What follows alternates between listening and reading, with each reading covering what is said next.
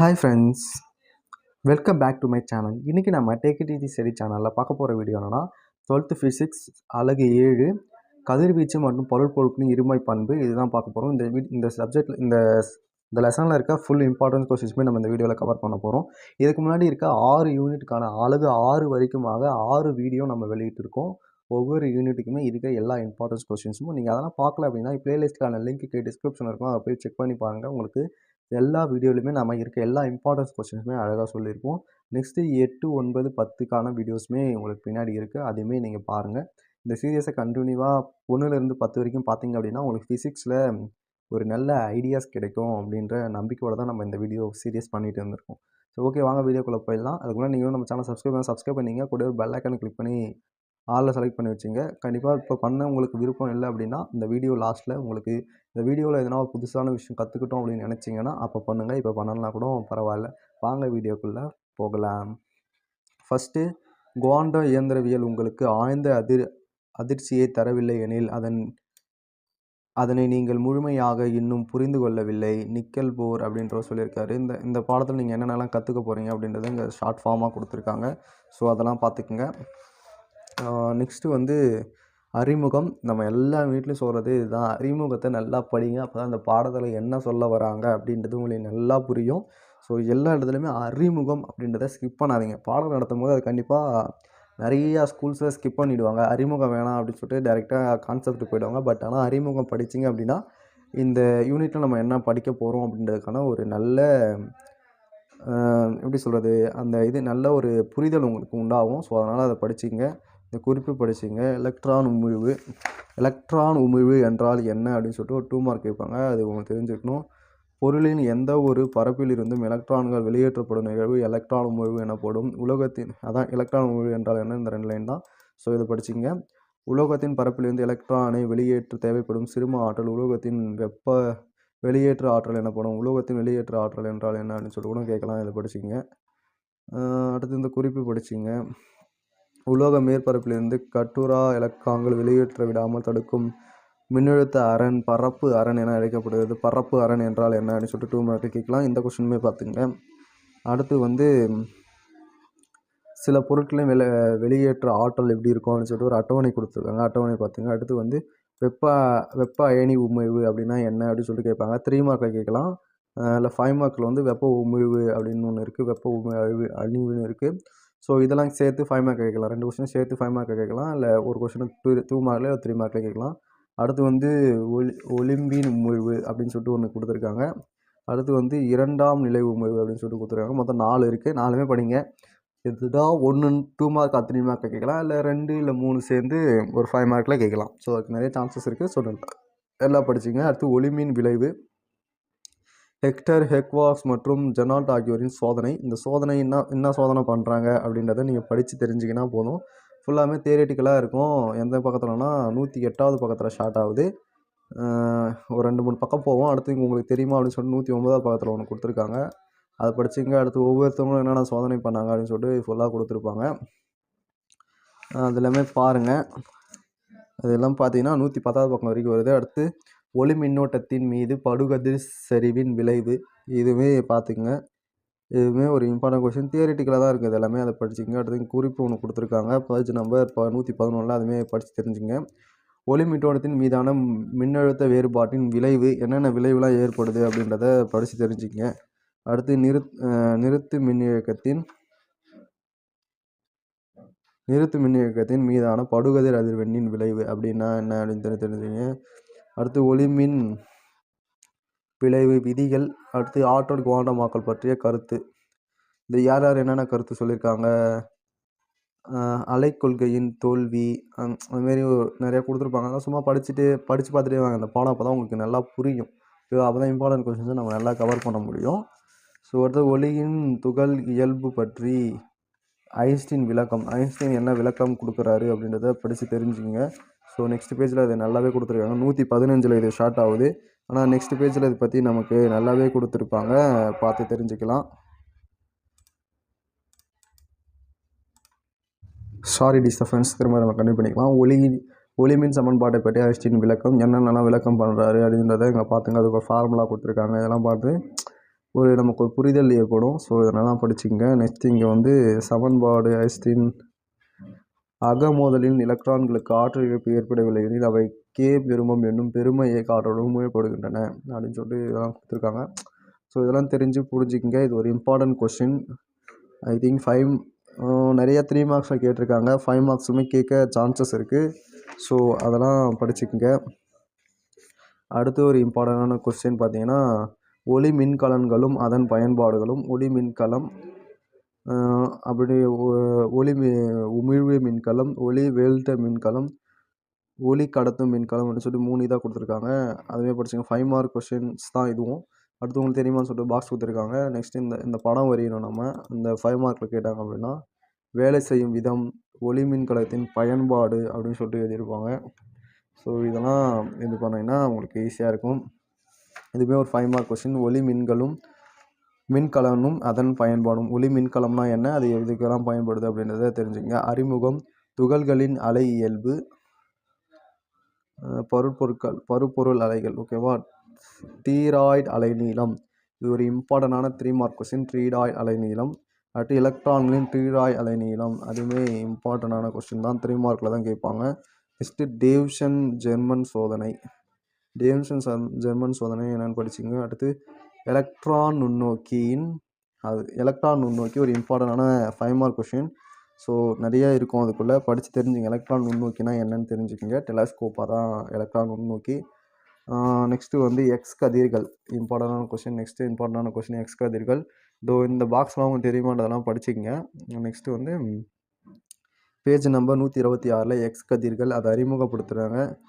அடுத்து வந்து எக்ஸ் கதிர்களின் கண்டுபிடிப்பு எப்போ கண்டுபிடிக்கிறாங்க, அது என்னென்னலாம் இருக்கும் அப்படின்னு சொல்லிட்டு பேசிக் டீட்டெயில்ஸ் கொடுத்துறாங்க. எக்ஸ் கதிர்களின் உற்பத்தி, அது எல்லாமே படிச்சுங்க. எக்ஸ் கதிர்கள் பற்றி படிச்சுங்க. எக்ஸ் கதிர்னா என்ன அப்படின்னு சொல்லிட்டு படிச்சுங்க. அதுமாதிரி ஒரு இம்பார்ட்டண்டான கொஸ்டின் தான். சிறப்பு எக்ஸ் கதிர் நிறமாலை, அது ஒரு இம்பார்ட்டண்டான கொஸ்டின். நெக்ஸ்ட்டு பார்ப்போம். இவருக்கு பேஜ் நம்பர் பார்த்தீங்கன்னா 128 சிறப்பு எக்ஸ் கதிர் நிறமாலை. ஓகேவா. 128 பக்கத்தில் இருக்குது. அது ஒரு இம்பார்ட்டண்டான கொஸ்டின். ஸோ அதை பார்த்துக்குங்க.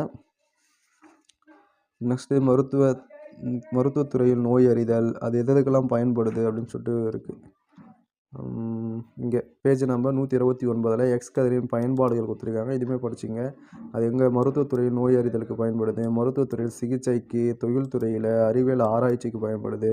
ஸோ அதெல்லாம் எங்கே பயன்படுதுன்னு பாருங்கள். இதோட செகண்ட் யூனிட்டு நமக்கு முடியுது. ஸோ பாட சுருக்கம் வந்துடுச்சு, பார்த்துக்குங்க. ஃபஸ்ட் யூனிட் வந்து இதில் வந்து செகண்ட் யூனிட் இல்லை, 6வது யூனிட்டில் வந்து ரொம்ப பெருசாக இருந்துச்சு. 7வது யூனிட் ரொம்ப சின்னதாக இருந்துச்சு. ஸோ அந்த வீடியோஸ்லாம் நீங்கள் பார்த்துருப்பீங்கன்னு நம்புகிறேன். இதுக்கு முன்னாடி 6 லெசன்ஸ்க்கான வீடியோஸுமே போட்டிருக்கோம், அதெல்லாம் பாருங்கள். ஸோ இம்பார்ட்டன்ட் கொஸ்டின்ஸை ஒரு மேக்ஸிமம் ஒரு 8 நிமிஷத்துக்குள்ளே சொல்லி முடிச்சிருப்போம்னு நினைக்கிறேன். ஸோ அவ்வளோதான். ஓகே, நான் ஒரு இன்ட்ரெஸ்டான வீடியோஸில் பார்க்கலாம். அடுத்து 9, 10, 8 இதுக்கான வீடியோஸுமே இருக்குது. இதுக்கு முன்னாடியுமே நீங்கள் 1லேருந்து 6 வரைக்குமான வீடியோஸுமே இருக்குது. இதெல்லாம் நீங்கள் பார்க்கல அப்படின்னா பாருங்கள். ப்ளேலிஸ்ட்டுக்கான லிங்க் டிஸ்கிரிப்ஷனில் இருக்குது. உங்களுக்கு கால்லுமே நிறைய வீடியோஸுமே ஷோ ஆகும். உங்களுக்கு இன்டிஸ்கிரிலுமே இதுக்கான ப்ளேலிஸ்ட் ஷோ ஆகும். டச் பண்ணி பாருங்கள். வேறு எதனா டவுட்ஸ் இருந்துச்சு அப்படின்னா கமெண்ட் பாக்ஸில் கேளுங்க. இந்த வீடியோ எப்படி இருக்குது அப்படின்றத உங்களுடைய விமர்சனங்களை கமெண்ட்ஸ் பாக்ஸில் தெரியப்படுத்திருங்க. அப்போ தான் அடுத்தடுத்த வீடியோஸ் போடும்போது எனக்கு ரொம்ப யூஸ்ஃபுல்லாக இருக்கும். ஓகே ஃப்ரெண்ட்ஸ், இந்த வீடியோவில் நீங்கள் புதுசாக எதனா ஒரு இன்ஃபர்மேஷனுக்கு அடுத்து இருப்பீங்க அப்படின்னு சொல்லிட்டு நீங்கள் நினச்சிங்க அப்படின்னா இந்த சேனலை சப்ஸ்கிரைப் பண்ணிங்க. அதுபோல் உங்கள் வாழ்க்கையில் இன்னும் நிறைய விஷயங்கள் நீங்கள் கற்றுக்க அந்த சேனல் உங்களுக்கு ரொம்ப துணையாக இருக்கும். நெக்ஸ்ட் இந்த வீடியோக்கு ஒரு லைக் கொடுத்துக்கோ, உங்கள் ஃப்ரெண்ட்ஸ்க்கும் இந்த வீடியோ ஷேர் பண்ணிக்கோ. அவங்க படிக்கிறதுக்குமே ரொம்ப யூஸ்ஃபுல்லாக இருக்கும். ஸோ எக்ஸாம்ஸ் வேறு கிட்ட வரப்போது, நிறையா மார்க்ஸ் ஸ்கோர் பண்ணணும் அப்படின்னா இன்னும் நிறைய விஷயங்கள் கற்றுக்கணும். ஸோ நம்ம சேனல் உங்களுக்கு அதுக்கு ரொம்ப ஹெல்ப்ஃபுல்லாக இருக்கும்னு நான் நம்புகிறேன். ஸோ நம்ம சேனலில் போய்ட்டு உள்ளே போய் செக் பண்ணி பாருங்கள். இன்னும் நிறைய விஷயங்கள் உங்களுக்காக காத்துட்டு இருக்குது. வேறு ஒன்று நினைச்சிங்கன்னா பார்க்கலாம். நன்றி, வணக்கம். இந்த புக் பேக் கொஸ்டின்ஸ்க்கான ஆன்சர்ஸ்லாம் உங்களுக்கு தெரியல அப்படின்னா கமெண்ட் செக்ஷன் சொல்லுங்கள். கண்டிப்பாக நான் வீடியோஸ் போட ட்ரை பண்ணுறேன். இதுக்கெல்லாம் ஈஸியாக கொஸ்டின்ஸ்க்கான ஆன்சர்ஸ்லாம் புக்கிலே இருக்குது. ஸோ அதெல்லாம் நம்ம பார்த்துக்கலாம். உங்களுக்கு வேணும் அப்படின்னா கமெண்ட் செக்ஷன் சொல்லுங்கள். கண்டிப்பாக வீடியோஸ் போடுறேன்.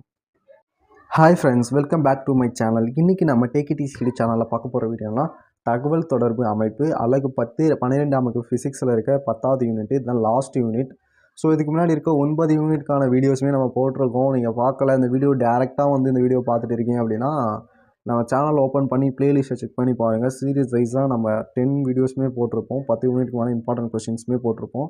ஸோ அது எல்லாமே நீங்கள் பார்க்கலாம். அதர்வைஸ் இதுதான் இருக்கிறதுல ரொம்ப சின்ன லெசன், லாஸ்ட் லெசனுமே கூட. ஸோ இது இருக்க இம்பார்ட்டன்ட் கொஸ்டின்ஸ் எல்லாம் பார்க்கலாம். வாங்க வீடியோக்குள்ளே போகலாம். அதுக்கு முன்னாடி நீங்கள் நம்ம சேனல் சப்ஸ்கிரைப் பண்ணிங்க, கூட பெல் ஐக்கானை கிளிக் பண்ணி செலக்ட் பண்ணி வச்சுங்க. அப்போ தான் இது போல போகிற ஒவ்வொரு வீடியோ உங்களுக்கு இன்ஸ்டன்ட் நோட்டிஃபிகேஷன் வரும். வாங்க வீடியோக்குள்ளே போகலாம். நல்ல தகவல் தொடர்பானது, ஓகேவா? இது இருக்கு பாருங்க. நல்ல தகவல் தொடர்பானது குழப்பத்திற்கும் தெளிவிற்கும் இடையே உள்ள பாலமாகும். நாட்டனார் அப்படின்னு சொல்லிட்டு ஒருத்தர் சொல்லியிருக்காரு. இதில் என்னென்ன நம்ம கற்றுக்க போகிறோன்றதை பற்றி சொல்லியிருக்காங்க. ரொம்ப சிம்பிள், ஒரு 15 பக்கம் தான் இருக்கும் மொத்தமாக இந்த லெசன். நம்ம இதை ஈஸியாக பார்த்துலாம்.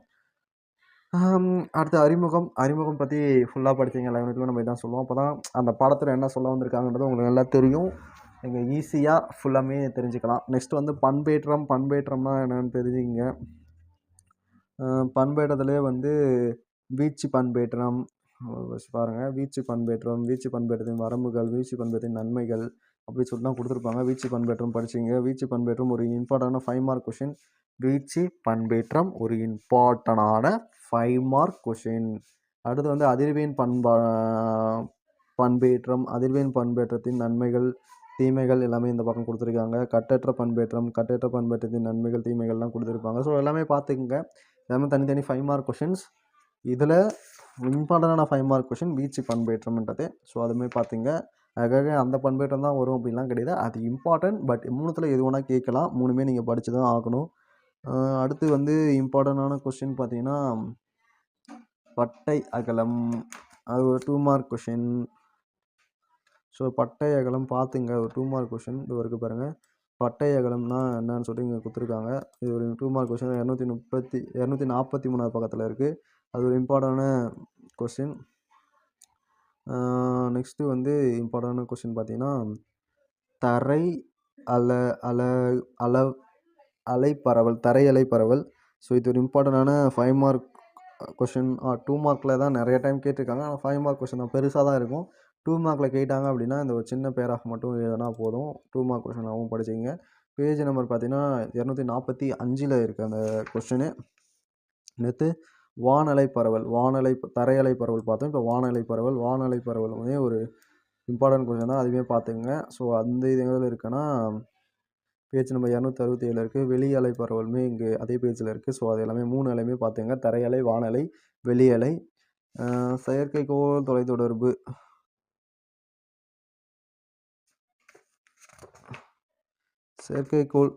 செயற்கைக்கோள் தொலைத்தொடர்பு ஒரு முக்கியமான விஷயம் தான். அதில் வந்து ஒளி இழை தகவல் தொடர்பு. இதுக்கு வந்து இம்பார்ட்டண்டான கொஸ்டின், 5 மார்க் கொஸ்டின்.